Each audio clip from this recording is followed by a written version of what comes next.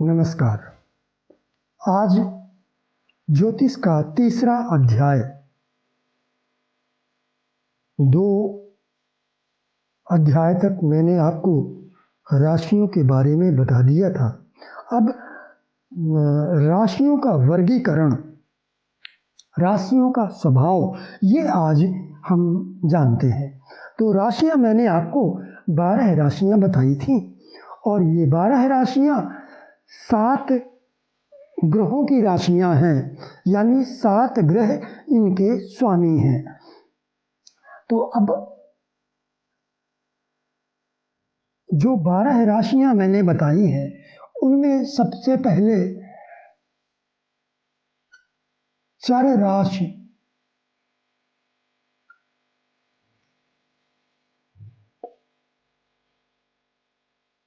स्थिर राशि,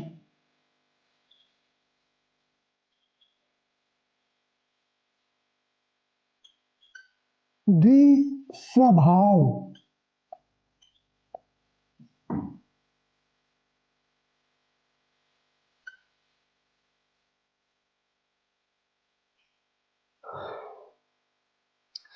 चर राशियां, चर का मतलब है चलने वाली, चलायमान, चंचल। इनमें आती हैं 1, 4, 7, 10। 1 का मतलब है मेष राशि, 4 का मतलब है कर्क, यह सब आपको याद करना होगा।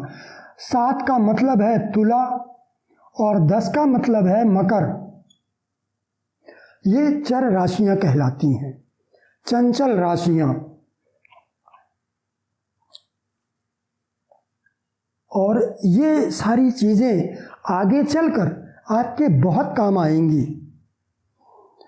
स्थिर राशि 2, 5, 8, 11, यानी वृषभ। 2 का मतलब है वृषभ, 5 का मतलब है सिंह जो सूर्य की राशि है, 8 का मतलब है वृश्चिक जो मंगल की राशि है, 11 का मतलब है कुंभ जो शनि की राशि है। स्थिर राशियां ये कहलाती हैं। स्थिर यानी इनमें स्थायित्व होता है। जब भी कोई ऐसा शुभ कार्य किया जाता है तो जो मुहूर्त निकाला जाता है ना, वो अक्सर स्थिर राशि का निकाला जाता है। जैसे गृह प्रवेश या विवाह संस्कार, तो उसके लिए स्थिर राशि का मुहूर्त निकाला जाता है। अब कोई व्यापार करना है तो उसके लिए फिर चर राशि का मुहूर्त निकाला जाएगा। इसके अलावा भी जीवन में बहुत जगह इन बातों की ज़रूरत पड़ती है, तो ये सब आपको कंठस्थ करना होगा। द्विस्वभाव राशि, जैसा कि नाम से विदित है, इनका जो स्वभाव है ये दोनों तरह का होता है।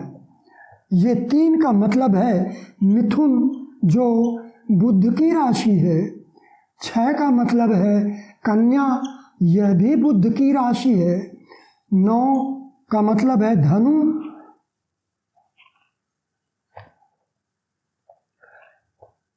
यह गुरु की राशि है, और मीन भी गुरु की राशि है।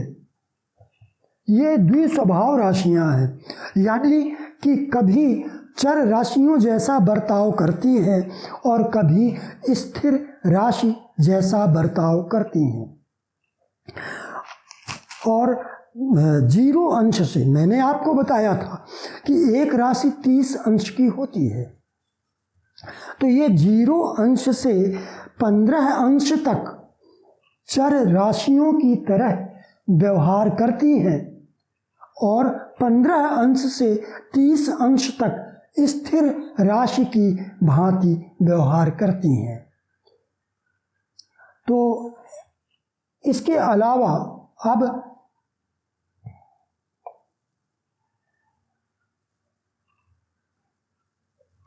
इसमें आप ये ध्यान दीजिएगा, एक से शुरू हुई है चर राशि, एक से शुरू हुई है चर राशि और 1 + 3 = 4। 4 में 3 जोड़ेंगे तो 7 आएगा, 7 में 3 जोड़ेंगे तो 10 आएगा, यानी 3 का अंतर है। तो याद करने के लिए आप इस तरह कर सकते हैं, 1 4 7 10। यहाँ भी वही स्थिति है, जो स्थिर राशियाँ हैं, 2 + 3 = 5, 5 + 3 = 8, 8 + 3 = 11। तो 2 5 8 11, 3 6 9 12, 3 3 का ही अंतर है। तो इस तरह से आप याद कर सकते हैं। अब हम तत्व की बात करेंगे कि मेष राशि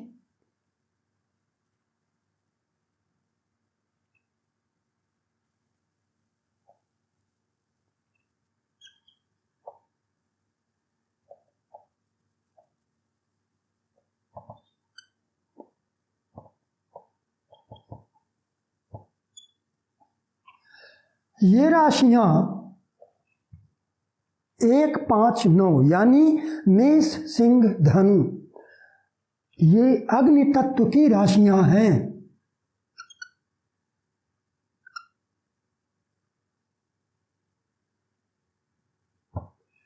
ये अग्नि तत्व की राशियां हैं 1 5 9। ये जो मैं बता रहा हूं, ये आगे चल करके जब आप फलित करना सीख जाएंगे तो ये सारी बातें आपको बहुत काम आएंगी। बिना इनके आप फलित नहीं कर सकते हैं। तो ये सारी चीज़ें आपको ध्यान से पढ़ना है, देखना है और याद करना है। तो 1 5 9, अब इनमें देखिए अंतर 4 का है।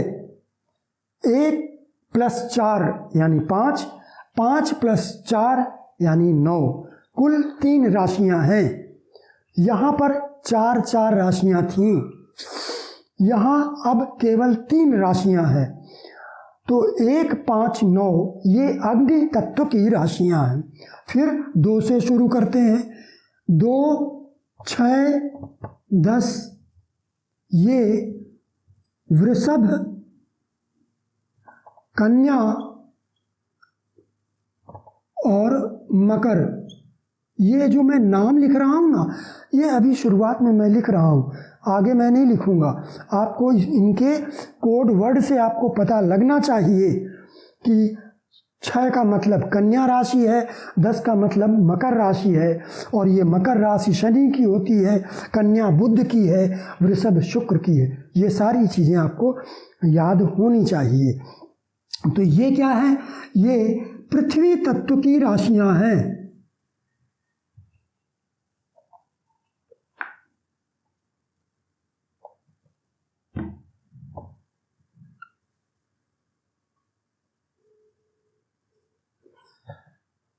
इसके बाद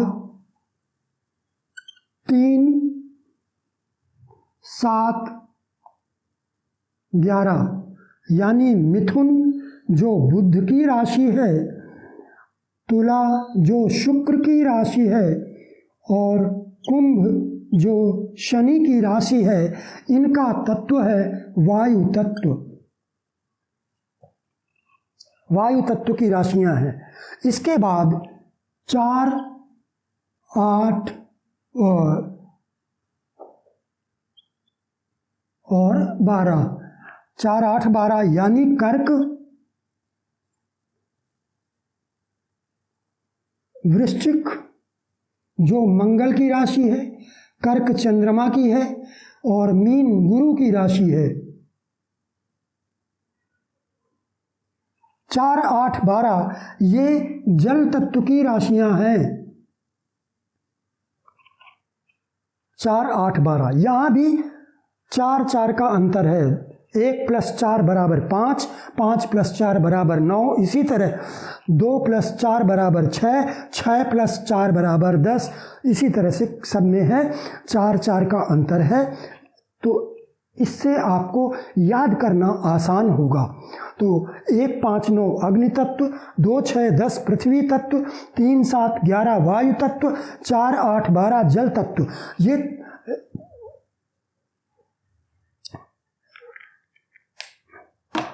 अब इसके बाद हम वर्ण की बात करते हैं। यह तो तत्व की बात हो गई। अब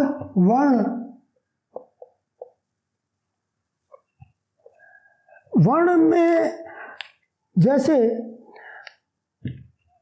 ज्योतिष में ब्राह्मण, क्षत्रिय, वैश्य, शूद्र, ये 4 वर्ण हैं। तो ये जो 1, 5, 9 जो अग्नि तत्व की राशि है, वही क्षत्रिय तत्व की क्षत्रिय राशि जाति की राशियां हैं।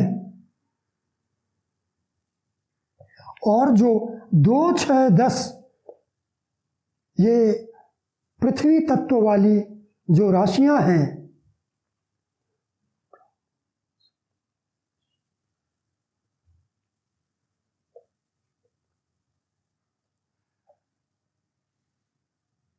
चार, 8, 12 ब्राह्मण, क्षत्रिय, वैश्य, जो अग्नि तत्व की राशि है वही क्षत्रिय जाति की राशियां हैं। जो पृथ्वी तत्व की राशियां हैं यही वैश्य जाति की राशियां। वैश्य का मतलब है बनिया। 3, 7, 11 यानी जो वायु तत्व की राशियां हैं वही शूद्र राशियां कहलाती हैं। जो 4, 8, 12 जो जल तत्व की राशियां हैं ये ब्राह्मण राशियां कहलाती हैं।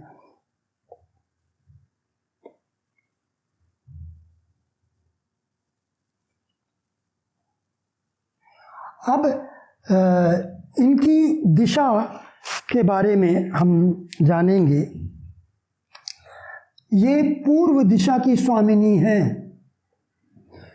यानी 1, 5, 9 जो अग्नि तत्व की है, क्षत्रिय जाति की है, वही पूर्व दिशा की स्वामिनी है। और पूर्व पश्चिम जो वायु तत्व की राशियां हैं ये पश्चिम दिशा की स्वामिनी हैं।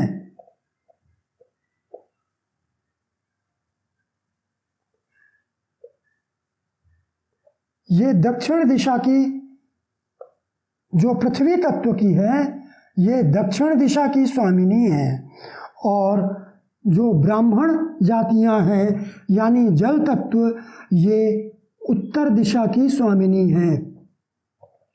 तो इस तरह से आपको ये याद करना है, अग्नि तत्व, क्षत्रिय जाति, पूर्व दिशा की स्वामिनी, 1, 5, 9 यानी मेष, सिंह, धनु राशियां हैं। पुस्तकों में आपको सबकी लिस्ट अलग अलग मिलेगी, तत्व की लिस्ट अलग, वर्ण की अलग और दिशा की अलग। मैंने यहाँ पर आप लोगों को याद करने में आसानी हो इस उद्देश्य से एक ही जगह पर मैंने सब लिख दिया है। अब इसके बाद हम बात करेंगे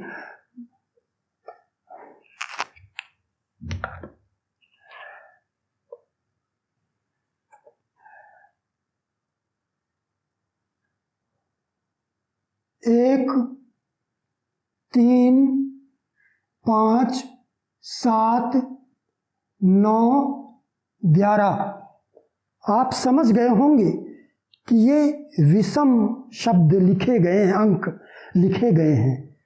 ये राशियों के अंक हैं। 1 का मतलब वृषभ, मिथुन, सिंह, तुला, धनु, कुंभ, ये विषम राशियां कहलाती हैं।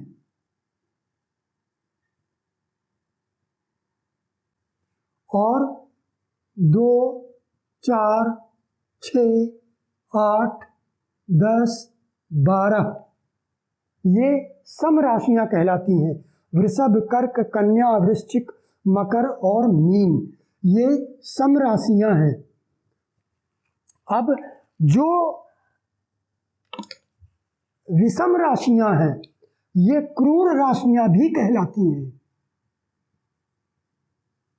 और जो समराशियां हैं ये सौम्य राशियां कहलाती हैं। सौम्य राशि मृदु स्वभाव से। तो ये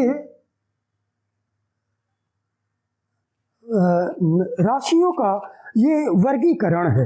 अब आगे हम ग्रहों के बारे में, जिस तरह से मैंने आपको राशियों के बारे में बताया है, उसी तरह से आगे हम अब ग्रहों के बारे में बात करेंगे अगले वीडियो में। आप ये ज्योतिष यदि आप सीखना चाहते हैं तो इन वीडियोस को आप लगातार देखते रहें। और 17 अगस्त 2025 यानी अगले महीने से एडवांस ज्योतिष क्लास मैं शुरू कर रहा हूँ। तो यदि आप में से कोई भी इंटरेस्टेड हो तो आप अटेंड कर सकते हैं। यह कोर्स 3 महीने का है और इसमें आपको यह सिखाया जाएगा फलित कैसे किया जाए, क्योंकि बहुत बार ऐसा देखा है कि ऐसे बहुत सारे लोग हैं जिन्हें ज्योतिष तो आती है लेकिन वास्तव में फलित करने की विधि, सही विधि नहीं आती है। कुछ लोगों ने इंस्टीट्यूट में भी पढ़ा है, कोर्स किया है, डिग्री लिया है, लेकिन घटनाओं का कि जीवन में कब कौन सी घटना होगी, घटनाओं का निर्धारण करना नहीं आता है, कठिनाई होती है उन्हें। तो ऐसे लोग मेरी इस एडवांस ज्योतिष क्लास को अटेंड कर सकते हैं। इसमें आपको फलित करने की विधि बताई जाएगी, घटनाओं का निर्धारण करना भी बताया जाएगा और अंत में आपके द्वारा कई कुंडलियों का विश्लेषण भी करवाया जाएगा। तो आज के लिए बस इतना ही। नमस्कार।